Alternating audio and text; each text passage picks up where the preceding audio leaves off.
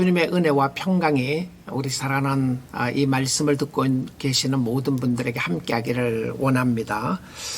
오늘 이 시간에는 우리의 마음속에 있는 분노에 관한 부분을 함께 나누고 싶은데요. 그리고 이 분노를 어떻게 다스릴 수 있는가라고 하는 질문을 가지고 한번 생각해 보기 원합니다. 여러분, 화를 안 내는 사람 한 사람도 없죠. 나는 무슨 말을 해도 어떤 일이 있어도 화가 나지 않는다. 사실 정상적인 사람이 아니죠. 화 안 내는 사람 없습니다. 화가 있죠. 누가 뭐라 그래도 웃고 가슴을 찔러도 킥킥거리고 사랑하는 사람이 비난을 받는 것을 보면서도 가만히 있는다. 이건 참 뭔가가 정상적이지 않는 모습을 보게 됩니다. 그래서 오늘 이 말씀을 통해서 이 분노에 대해서 좀 전반적인 부분을 좀 생각해 보기를 원하고요. 그리고 잘못된 분노를 어떻게 다스릴 수 있을 것인가에 대한 부분을 성경을 통해서 한번 보기 원합니다. 분노. 한국말 사전에서 이렇게 정의를 하고 있어요. 분노란 자기 요구의 실현을 부정 및 저지하는 것에 대한 저항 결과로 생기는 정서이다. 한국말로 왜 이렇게 어려워요? 무슨 말인지 잘 모를 것 같아요. 그런데 이 특별한 우리가 정의를 하지 않더라도 실질적으로 내 마음속에 일어나는 이 분노는 상대방에 대해서 또 혹은 일과 환경을 통해서 내가 못마땅해 하는 이런 부분들을 보게 되는데요. 청교도 신학자이자 목회자인 리처드 백스터 목사님은 이렇게 조금 더 정의를 클리어하게 했습니다. 분노는 뜻대로 되지 않을 때 일어나는 마음의 악한 모습이 사람에게나 환경에게 폭발하는 것이다. 그래서 안 좋은 분노죠. 이런 부분들은 내가 원하는 것이 있는데 혹은 누가 나에게 뭔가를 했을 때의 이 상황 속에서 감정적으로 폭발하는 모습을 보여주는데 이것은 마음에서 오는 악이다. 환경이나 사람에 대한 화다 이렇게 이야기를 했습니다. 그래서 성경에 보게 되면 분노를 크게 세 가지로 구분하고 있는 것을 보게 돼요. 그래서 이 세 가지를 한번 생각해 보기 원하는데 이 세 가지 중에서 분노가 다 나쁜 것이 아닙니다. 자, 첫 번째 성경은 하나님이 분노하시는 하나님으로 나옵니다. 그 하나님의 분노가 있어요. 이것을 우리는 거룩한 분노라고 이야기합니다. Holy anger이에요. 자, 이 Holy anger은 하나님이 가지고 있는 성품 혹은 속성 중에 하나입니다. 이 성경에서 분노라는 단어가 약 230번 정도 나오는데요. 그 중에서 180번이나 하나님의 분노와 연결시켜서 이야기를 합니다. 그러니까 하나님은 가장 사랑이 많으시고 사랑의 하나님이신데 또한 그는 분노하시는 하나님이시다. 여러분, 하나님의 분노가 느껴지시나요? 또 이미지가 됩니까? 픽처리 되시나요? God is angry God. 하나님은 분노하신 하나님이시다. 이 화나신 하나님을 생각을 해보게 되면 하나님이 홍해를 가르시고 난 이후에 애굽 백성들을 심판하는 모습을 말하면서 출애굽기 15장 8절에 이렇게 이야기를 하고 있어요. 주의 콧김에 물이 쌓이되 파도가 언덕같이 일어나고 큰 물이 바다 가운데 엉기니이다. 그러니까 하나님의 어떤 이 분노의 모습이 애굽을 향해서 하나님의 백성들을 저항했던 세력을 심판하신 모습으로 하나님의 분노를 설명을 했어요. 우리 신약 성경에 와서도 보게 되면 예수님이 성전에 들어가셨을 때에 성전에 돈 바꾸는 자들과 비둘기 파는 자들 이런 여러 상인들을 보면서 그 상을 뒤엎으셨어요. 하나님의 예수님의 분노의 모습이었죠. 그리고 예수님 말씀하셨습니다. 내 집은 만민이 기도하는 집이다 라고 이야기하셨죠. 이 하나님께만 있는 것이 거룩한 분노였습니다. 죄에 대한 분노였죠. 자, 두 번째로 우리가 생각해 볼 수 있는 것은 인간의 의에 대한 분노입니다. 의의 분노에는 이런 모습이 있어요. 거룩한 분노의 모습이 있을 수가 있는데 대부분 경우에는 우리가 하나님의 거룩한 모습으로 우리는 분노를 말할 수는 없어요. 그런데 이 uprooting anger, 분노를 뿌리째 뽑는 책이라고 하는 방법이라고 하는 책을 쓴 로버트 존스 목사님은 이렇게 이야기를 합니다. 성경에 근거한 죄에 대한 반응이다. 그러니까 거룩한 것에 대한 분노. 여러분, 부부가 남편이든지 아내이든지 사랑하는 사람이 있는데 그 사람이 바람 폈다. 분노가 있는 거죠. 내 아내가 바람 폈는데, 내 남편이 바람 폈는데, 나는 아무런 감정이 없다. 이거 아닌 거죠. 아닌 겁니다. 이 거룩한 분노는 하나님의 나라와 그의 의에 관한 것이지, 나의 의나 나의 중심이나 내가 기분 나쁘거나 하는 것으로부터 시작하지 않는다. 그러니까 우리가 상대방을 사랑하기 때문에 일어나는 분노가 있을 수 있지만 그것은 내 중심이 아니라고 하는 것을 이야기를 합니다.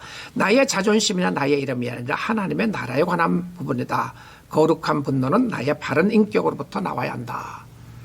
그래서 나의 바른 인격이 결과적으로 이런 거룩한 분노도 우리 인간에게도 있을 수 있다는 겁니다. 자, 세 번째로 우리가 분노를 다스린다고 했을 때 주로 대부분 경우에 보는 것이 죄악된 분노죠. 죄악된 분노인데요. 사람들의 대부분 모습들인데 사람들이나 환경에 대해서 이 앵거를, 화를 다스리지 못해서 폭발하는 모습입니다.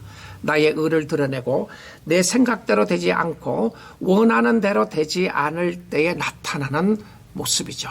근데 이 분노의 모습에서 우리가 볼 수 있는 것은, 표현되는 것은 짜증스럽고 신경질적인 말투로 불평한다.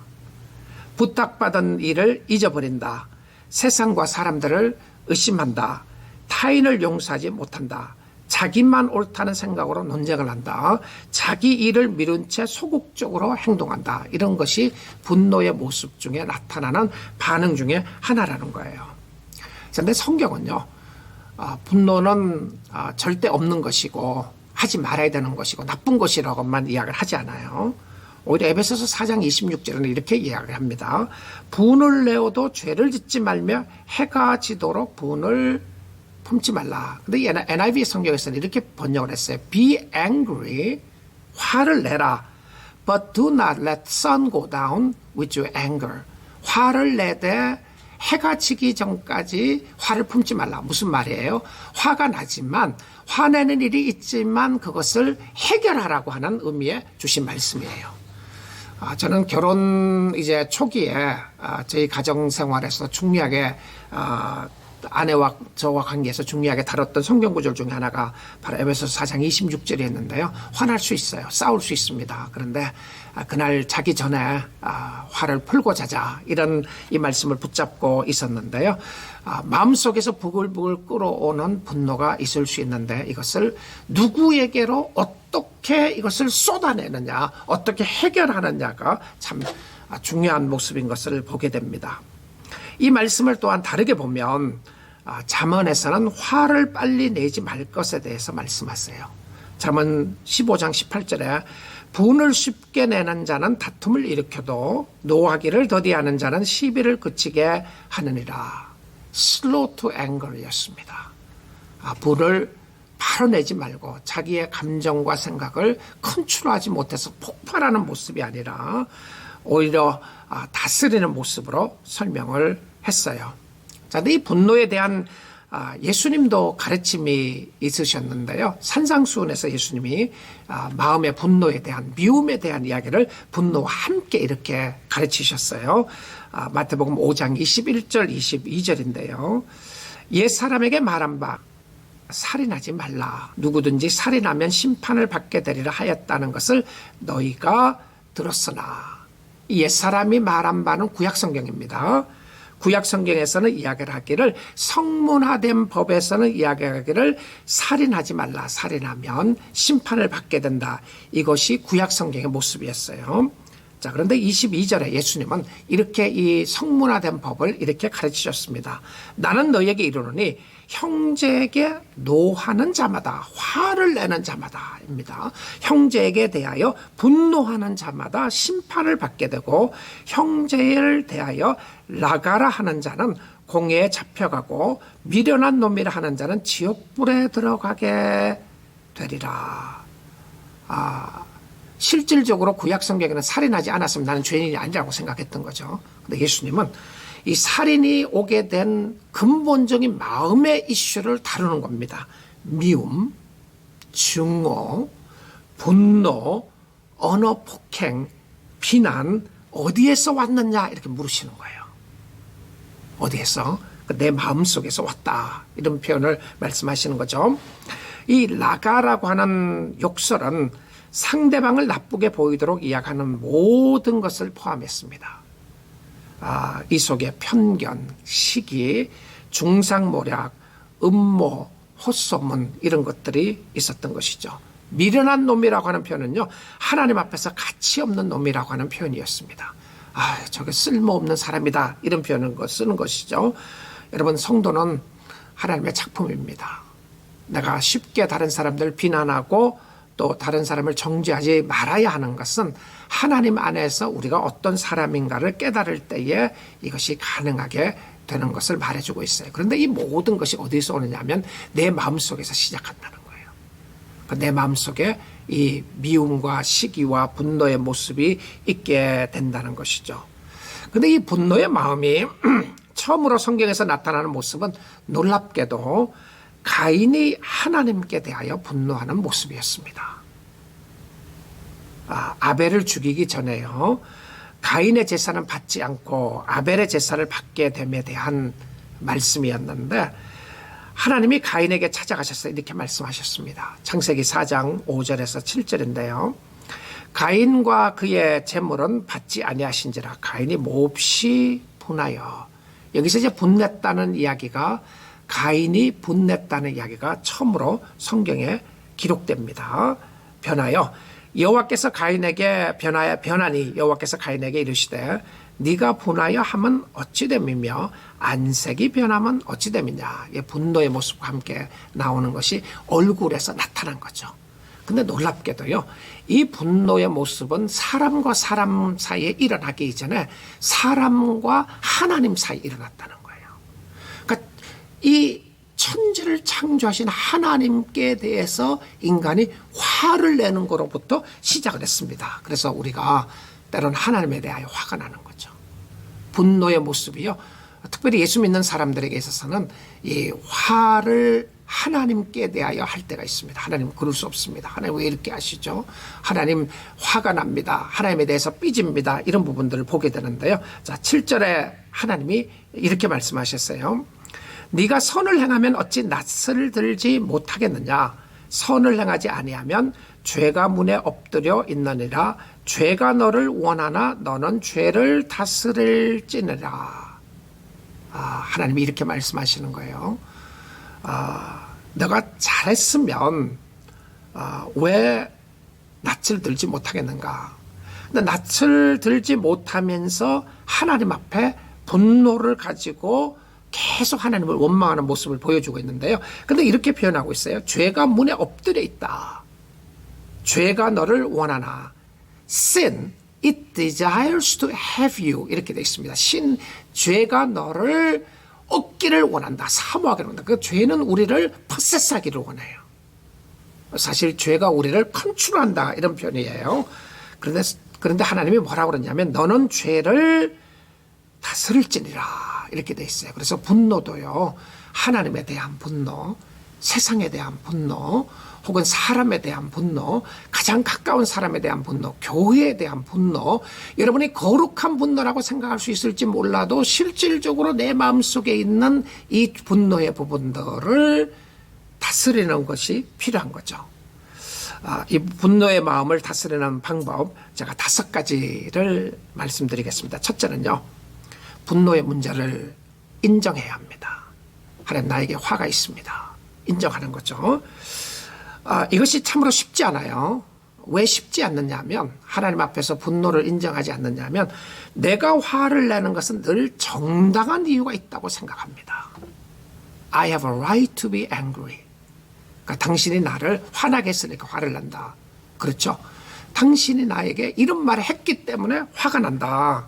당신이 나를 화나게 만들었잖아. 이 환경을 봐라. 화를 안 나게 돼 있느냐. 그러니까 자꾸 이 분노에 대한 부분들을 나의 마음속에 있는 것보다는 자꾸 상대방을 비난함으로 나 때문이 아니라 저 사람 때문이고 환경 때문이라고 이야기를 해요. 근데 이 부분을 인정하는 거, 하나님, 내 마음속에 분노가 있습니다. 인정하는 것이 첫 번째입니다. 두 번째는요, 이 분노의 마음이 일어날 때 실질적으로 정말 화가 나서 일어날 수 있는 부분들이 많이 있어요. 그래서 두 번째는요, 상대방에 대하여, 이 사람의 관계될 때는 상대방에 대해서 사랑 안에서 진실을 말하는 것을 훈련하십시오. 말하는 거예요. 무조건 참는 것이 아니고요. 아무 말 하지 않고 무조건 참는 것이 아니라 진실을 말하는 거예요. 당신 이런 말을 할 때 내가 화나서 하는 것이 아니고요. 당신 이런 말을 할 때 화를 잠재우고 또 하나님께서 주신 은혜를 가지고 진실을 말하는 거예요. 진실을 말하는 거죠. 사랑이 있는데 진실을 말하지 않을 수가 있고요. 또 진실은 있다고 이야기하는데 사랑으로 하지 않기 때문에 화가 날 때가 있습니다. 그래서 사랑 안에서 진실을 말하는 훈련을 하는 겁니다. 세 번째는요. 세 번째, 분노의 마음을 다스리기 위해서는 마음을 다스리는 하나님께 나아가 기도하고 회개하고 은혜를 간구하십시오. 우리의 솔직한 마음을 하나님께 아뢰십시오. 하나님, 나를 도와주세요. 하나님, 나의 마음을 정결하게 해주세요. 이 끓어오르는 이 마음을 성령의 역사로 다스려 주십시오. 너는 다스리라고 돼 있잖아요. 내가 다스려야 되는데 하나님의 은혜가 우리 모두에게 필요하다는 사실입니다. 네 번째는요. 네 번째, 분노의 마음을 다스리는 방법은 당신의 마음을 통하여 이 상황과 환경과 마음을 좋은 섬기는 기회로 활용해 보십시오. 죄악된 마음을 가지고 회개할 수 있는 기회입니다. 여러분이 인정하면 회개하고 나갈 수 있는 기회고요. 분노의 마음을 가지고 용서를 구할 수 있는 기회가 오는 겁니다. 자신의 마음을 볼 수 있는 기회가 되는 거예요. 내 마음속에 이렇습니다라고 하나님 앞에 기도할 수 있는 기회가 되는 겁니다. 기회를 활용해 보십시오. 그리고 다섯 번째는요. 우리가 이 시대를 지나가면서 코로나 팬데믹을 지나면서 분노에 찬 사람들이 많이 있어요. 우리 사회에도 봐도 people angry. 그냥 이 저스트하지 못하고 공평하지 못하고 불공평한 세상을 보면서 화나 있는 부분들이 많이 있는데요. 우리 사랑하는 성도 여러분, 너무 힘들고 어려울 때에 여러분 이 부분으로도 해결이 잘 안 되면 또 전문가의 도움을 구하십시오. 왜냐하면 이 부분은 우리가 다스려야 될 부분입니다. 전문가의 도움을 받으셨어라도 해결해야 될 부분들이 있다는 거예요. 그러나 혹시 오늘 또 세상에 대하여 화가 나고 환경에 대하여 화가 나고 하나님께 대해서 화가 나고 자신에 대하여도 화가 나시나요? 여러분의 마음을 창조하신 하나님, 여러분을 사랑하시는 주님이 계십니다. 여러분을 그곳에 두신 하나님이 계시고 하나님은 그 분노의 마음에 있을 때에 주를 바라보기를 원하세요. 그리고 주님 안에 나아가 보십시오. 주님이 여러분의 마음을 어루만져 주실 겁니다. 세상은 불공평한 부분이 너무 많이 있습니다. 그런데 하나님이 이런 방법으로 해결하시기를 원하시는지를 한번 여쭤보십시오. 그러면 하나님께서 여러분의 심령 속에 함께 해주시고 여러분의 마음에 상처를 싸매 주실 것이고요. 하나님의 은혜로 여러분의 마음을 다스려 주실 겁니다. 분노의 마음을 녹이고 하나님이 주시는 은혜의 마음으로 하나님을 사랑하고 섬기는 주의 귀한 백성들이 다 될 수 있기를 주님의 이름으로 축복드립니다. 한번 기도하겠습니다. 하나님, 우리의 마음을 아시고 우리의 생각을 아시는 주님, 우리가 환경과 상황과 형편과 또 힘든 일을 당할 때에 사람들에게 대하여 환경에 대하여 불평하는 것도 있지만 성도로서 하나님에 대하여 화가 날 때도 있습니다. 하나님 긍휼히 여겨주시고 불쌍히 여겨주시고 이것을 잘 주 안에서 다스리며 우리의 마음을 아시는 주님 앞에 나아가 주의 은혜를 구하는 좋은 기회로 활용할 수 있도록 도와주옵소서. 주여 도와주옵소서. 주의 은혜로 축복하여 주옵소서. 예수님 이름으로 기도드립니다. 아멘.